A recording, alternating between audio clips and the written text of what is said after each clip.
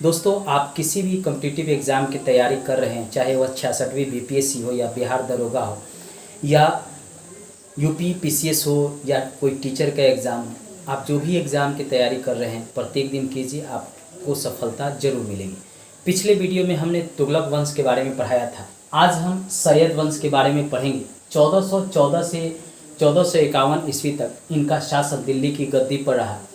सैयद वंश के संस्थापक खिज़्र खां थे और यह तैमूर लंग का सेनापति था। हमेशा याद रखिएगा, पूछता है खिज़्र खां किसका सेनापति था, तो तैमूर लंग का था। और यह तैमूर लंग नसीरुद्दीन महमूद तुगलक के समय भारत पर आक्रमण किया था 1398 ईस्वी में, और इसने मुल्तान, लाहौर और दीपालपुर का शासक जो है खिज़्र खां को नियुक्त किया था। बाद में वह दिल्ली की गद्दी पर बैठा।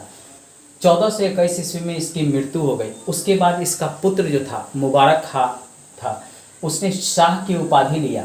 इसी के समय याहिया बिन अहमद सरहिंदी ने तारीख़ मुबारक शाही की रचना की। हमेशा प्रश्न पूछता है कि याहिया बिन अहमद सरहिंदी ने कौन सा बुक का रचना किया था, तो तारीख़ मुबारक शाही। किसके समय में, तो मुबारक खां के समय में, और इसमें सैयद वंश के बारे में बताया गया था। हमेशा यह प्रश्न जो है बार बार पूछा जाता है प्रत्येक एग्जाम में।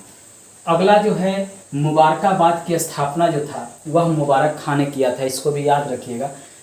अंतिम शासक जो था सैयद वंश का वह था अलाउद्दीन आलम शाह। याद रखिएगा, अंतिम शासक अलाउद्दीन आलम शाह था।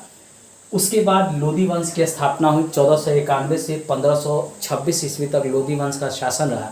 उसके बाद बाबर जो है लोदी वंश के जो शासक रहते हैं उनको हराकर स्वयं गद्दी प्राप्त कर लेता है और मुगल वंश की स्थापना करता है। उसको हम नेक्स्ट वीडियो में पढ़ेंगे। लोदी वंश, इसके संस्थापक जो हैं बहलोल लोदी हैं, और बहलोल लोदी ने एक उपाधि लिया था बहलोल शाह गाजी। हमेशा पूछता है कि बहलोल शाह गाजी किसने उपाधि लिया था, तो बहलोल लोदी ने लिया था, और यह प्रथम अफगान राज्य की स्थापना किया था। इसके सिक्के पर बहलोल सिक्का इसने चलाया था। बहलोल सिक्का बहलोल लोदी ने चलाया था, इसको भी याद रखिएगा। अपने सरदार को यह मकसद ए अली कहकर पुकारता था। याद रखिएगा, अपने सरदार को मकसद ए अली कहकर पुकारता था। इसके बाद इसका पुत्र जो है निज़ाम खां सिकंदर शाह के नाम से गद्दी पर बैठा, दिल्ली की गद्दी पर बैठा, और इसने 1504 ईस्वी में आगरा शहर की स्थापना किया था। कई बार पूछता है कि आगरा शहर की स्थापना किसने किया था, तो याद रखिएगा कि सिकंदर शाह ने आगरा शहर की स्थापना 1504 ईस्वी में किया था। और इसने गज सिकंदरी भी चलाया था, जिससे भूमि मापने का यह पैमाना था। इसके आधार पर कर का निर्धारण किया जाता था। सिकंदर लोदी ने गुलरुखी शीर्षक से फारसी कविता लिखना शुरू किया था। सिकंदर लोदी ने आगरा को नई राजधानी अपना बनाया था। हमेशा प्रश्न पूछता है कि किसने आगरा को नई राजधानी अपना बनाया था, तो सिकंदर लोदी ने आगरा को नई राजधानी बनाया था। आगरा शहर की स्थापना भी सिकंदर लोदी ने ही करवाया था। इसने संस्कृत के आयुर्वेद ग्रंथ का फारसी में फरहंगे सिकंदरी नाम से अनुवाद कराया। हमेशा पूछता है कि फरहंगे सिकंदरी फारसी में किस पर लिखा गया है, तो संस्कृत के आयुर्वेद ग्रंथ है उस पर लिखा गया है। ज्वालामुखी मंदिर की मूर्ति को इसने तुड़वा दिया था और उसको तुड़वा कर कसाईयों को दे दिया था, और कसाई जो है इस पर मीट काटा करते थे। मतलब हिंदुओं के प्रति जो है इसका क्रूर व्यवहार था। ज्वालामुखी मंदिर की मूर्ति को इसने तुड़वाया था। हमेशा प्रश्न पूछता है किसने ज्वालामुखी मंदिर की मूर्ति को तुड़वाया था, तो याद रखिएगा सिकंदर लोदी ने। पीरों संतों के मज़ारों पर मुस्लिम स्त्रियों को जाने से मना किया था। इसके अलावा मुसलमानों को तजिया निकालने पर इसने प्रतिबंध लगा दिया गया था, जिसका इसको बाद में विरोध भी हुआ था।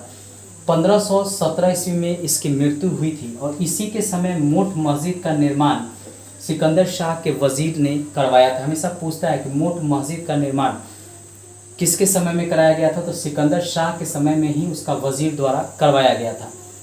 अगला जो है इसका पुत्र था इब्राहिम शाह। 1517 ईस्वी में यह गद्दी पर बैठा। इब्राहिम इसका पहले नाम था। गद्दी पर बैठने के बाद इसने इब्राहिम शाह की उपाधि धारण की और दिल्ली की गद्दी पर बैठा। 21 अप्रैल 1526 ईस्वी में पानीपत का प्रथम युद्ध में इब्राहिम लोदी को बाबर ने हराया था। बाबर को इस पर आक्रमण करने के लिए पंजाब के शासक दौलत खां लोधी कई बार पूछता है और इब्राहिम के चाचा आलम खां ने निमंत्रण दिया था। कई बार पूछता है कि बाबर को भारत पर आक्रमण करने के लिए कौन निमंत्रित किया था, तो याद रखिएगा इब्राहिम के चाचा आलम खां थे, उन्होंने इसको निमंत्रण दिया था और पंजाब के शासक दौलत खां लोधी ने निमंत्रण दिया था। क्योंकि कहा जाता है कि इब्राहिम खां लोधी ने दौलत खां लोधी को अपने सभा में बुलाकर बेइज्जती किया था और इसका जो चाचा था आलम खां वह चाहता था कि दिल्ली की गद्दी उसे प्राप्त हो जाए, इसीलिए इस दोनों ने मिलकर बाबर को भारत पर आक्रमण करने के लिए निमंत्रण भेजा था। दोस्तों नेक्स्ट वीडियो में हम सल्तनत काल के प्रशासन से संबंधित हम आपको जानकारी देंगे, उस वीडियो को भी जरूर देखिएगा। उसके बाद हम मुगल वंश के बारे में आगे आपको पढ़ाएंगे। दोस्तों जो भी वीडियो आप तक हम लाते हैं उससे विभिन्न एग्जाम में प्रश्न पूछे जाएंगे। इस वीडियो को आप लास्ट तक देखिएगा, लाइक सब्सक्राइब और शेयर कीजिएगा, दोस्तों को भी शेयर कीजिएगा, फेसबुक व्हाट्सएप इंस्टाग्राम पर भी इसे शेयर कीजिएगा। धन्यवाद दोस्तों।